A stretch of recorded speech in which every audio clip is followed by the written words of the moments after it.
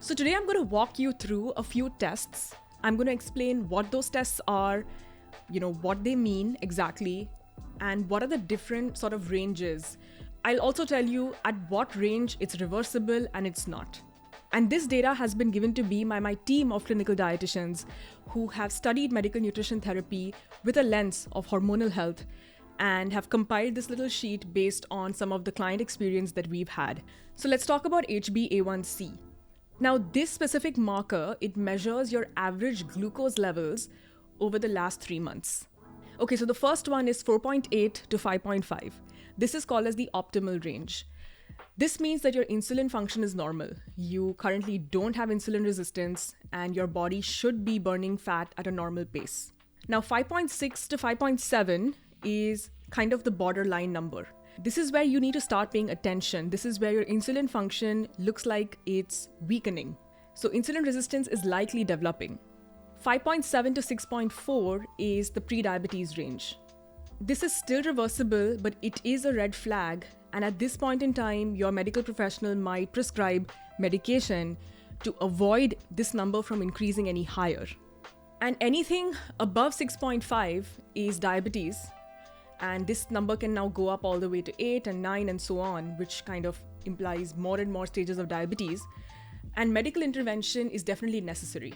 So now most standard reports, they will flag anything under 6.5 as normal, right? Because technically you're not diabetic. You're pre-diabetic when you are, say, 6.4. But if you are sitting at 5.8 and nobody is flagging it, everybody's telling you it's normal, now you know that your insulin function has already started weakening, that insulin resistance might be at play here, and that if you're trying to lose body fat, it is going to be a bit challenging. The second marker is the triglycerides to HDL ratio. Now, HDL is your high density lipids, which is the good cholesterol in your body that you need. And triglycerides is the amount of fat that is there in your bloodstream. Now, this is a ratio that your doctor could calculate from your lipid panel, but they don't because this doesn't really have any prescriptive implications. But this ratio tells us very directly if there is a sign of insulin resistance from a preventative lens. If the triglycerides to HDL ratio is between 0 to 2, then this is an ideal range for metabolic health. If it is 3 or above, then that is a sign of insulin resistance or dyslipidemia. So this ratio is definitely sitting in the most basic blood panel, under your lipid panel section. All you need to do is put it together and find out whether you could have insulin resistance or not. The next one is fasting insulin. Now this one is critical, and this is frequently not included in standard panels simply because no one asked for it.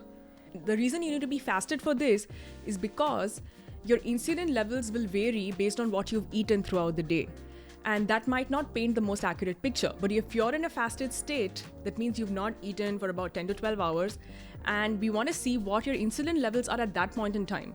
Because if those levels are high, then that's a clear sign of insulin resistance, right? Ranges from 2 to 5 are ideal. This means that your insulin is working efficiently. So 5 to 10 means early insulin resistance, and you should be paying attention to this now. Anything above 11 means that insulin resistance has established itself. But the good news is that it is still in the reversible stage.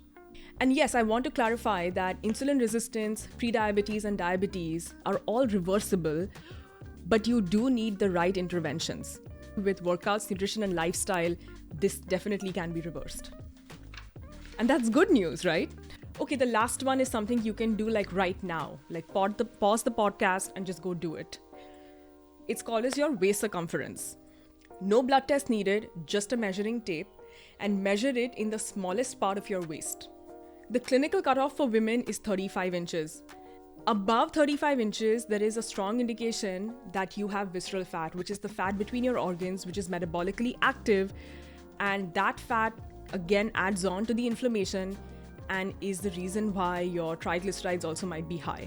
This worsens your insulin resistance, and especially in women with PCOS, we've seen high visceral fat as one of the root causes of PCOS symptoms flaring up.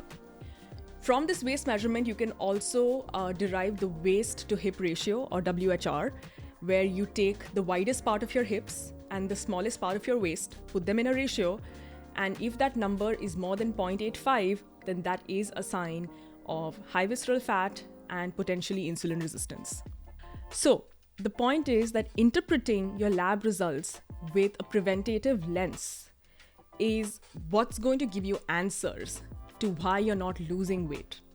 The tests are not wrong, your doctor's guidance is not wrong, it's just that they were not designed to highlight the problem that you are trying to solve.